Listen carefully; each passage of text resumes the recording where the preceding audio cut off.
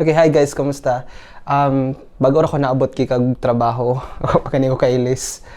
Og karon day nag-invite sila Tita Susan nga moadto daw sa ilaha mag-dinner. Nya moadto pud silang Kuya Rodel. So, banunta mo kay Friday og usually kung Friday magtapok-tapok muna sila. Nya but before ko moadto tiwason sa ako akong laundry. Nya ipakita rin ako sa inyo ang style sa laundry diri.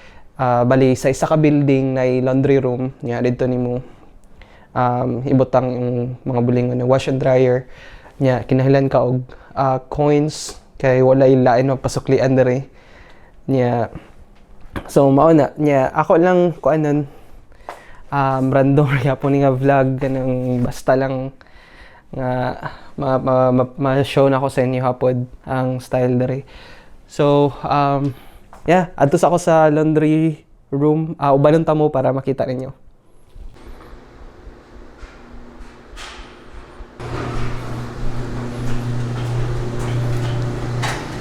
So, mauna siya ang wash and then mauna siya ang dryer. Yeah, for washing, ang bayad is $1.25. Hanggang magbutang og coins diha. Yeah, for a dryer, it's 150 cents.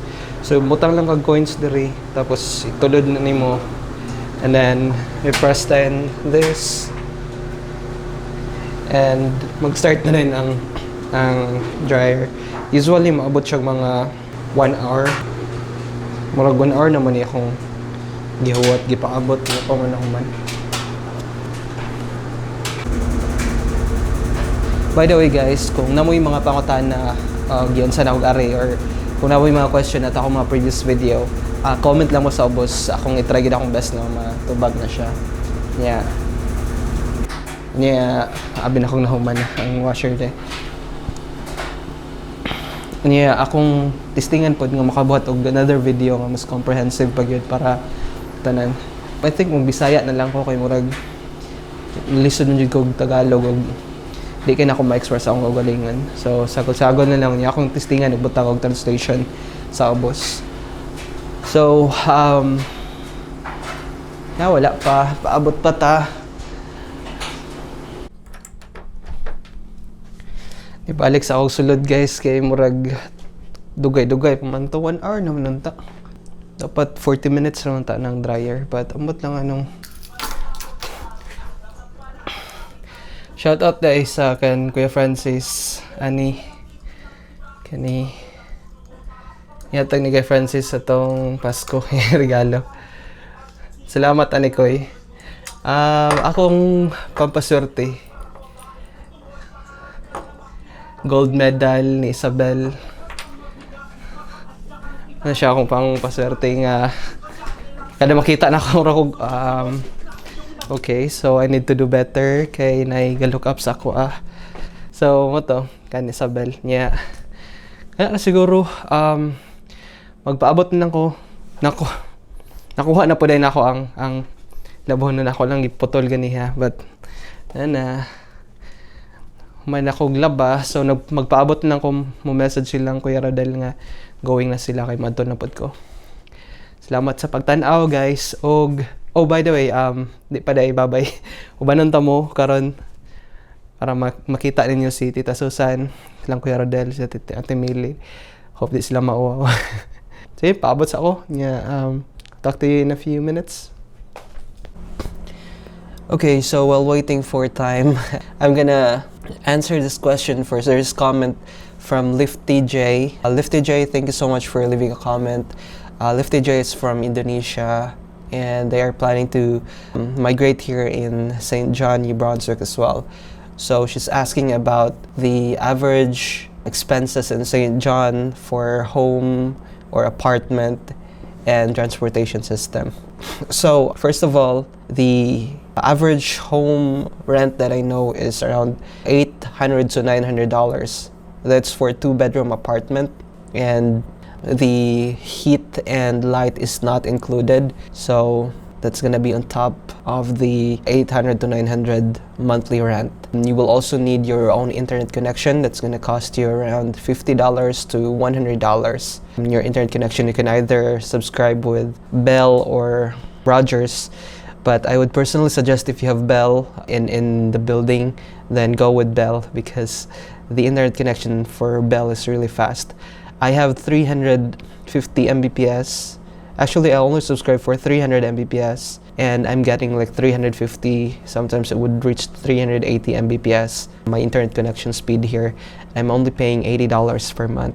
So that's from Bell, and so far the internet connection is very reliable. I haven't experienced any problem with the internet connection here. That's the apartment and the internet. Those are the basic things. Now with regard to the transportation system, there's a lot of bus here. You will only need a bus pass to get on the bus. There's $25 or $30, that's for 10 rides. And there's $50, that's good for 20 rides. And then $75 for the unlimited bus pass. So if you are like, if you need to ride a bus several times, then you have to buy that unlimited bus pass, so you would be able to save, or so it's gonna be worth it. Now, the unlimited bus pass would be monthly. So let's say if you arrive here in St. John, January 25th, I wouldn't suggest you buy that unlimited bus pass because that's gonna expire in 5 days. So that's gonna expire at the end of January. And then in February, it's another bus pass or another color for the unlimited bus pass. So that's how it is. They always change it monthly. And transportation system, there's also a lot of taxis here.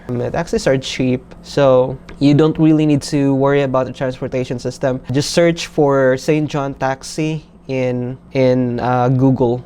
When you search St. John Taxi, it would show their number, the number for the taxis here in St. John. So you just call them, let them know where you're at, and let them know where you're going, and they will pick you up. There's almost zero traffic here, as what I have experienced so far, because there's only few cars, few people roaming around. So yeah, you will really like it here. And the best thing about here in St. John is the people. They're so friendly, they're so warm. You wouldn't be able to have a hard time coping up with the way of life here. In my 8 months here in St. John, actually 7 months here in St. John, I haven't even once experienced discrimination. The people here are so educated, so polite, and really helpful. So far, in my seventh month here, not even once I experienced discrimination.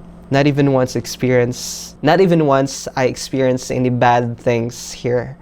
So you will love it here too, I'm sure. And if you have any questions, if there's some other questions that I wasn't able to answer, leave a comment on the comment section below, and I will try to answer it. I'm probably gonna make another video which would be more comprehensive with this topic because I'm about to go. So thank you guys, and I'll talk to you in a few minutes. Okay guys, so padong na ta sila Tita Susan. Kinanawag na siya ganiya. Katulad jud nanawag. Ipadto ko. So I'm going ako.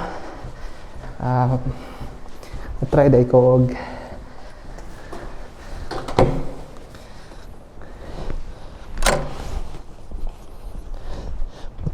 night photography.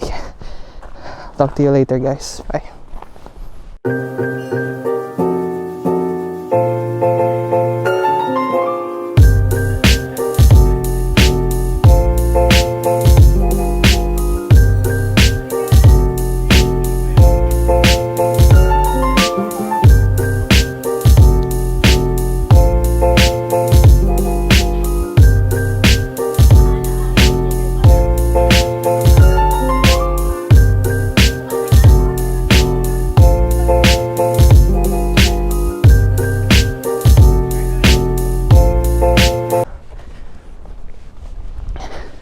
Hi guys, so gikan ako ila Tita Susan. Pauli na ko. Actually, naan ako gawa sa apartment. Og wala po dahil ko kabuhat og video. Dito kinaukaw na po ko. Ay, lang sunod og nasimipo. Og yeah, that concludes today's vlog.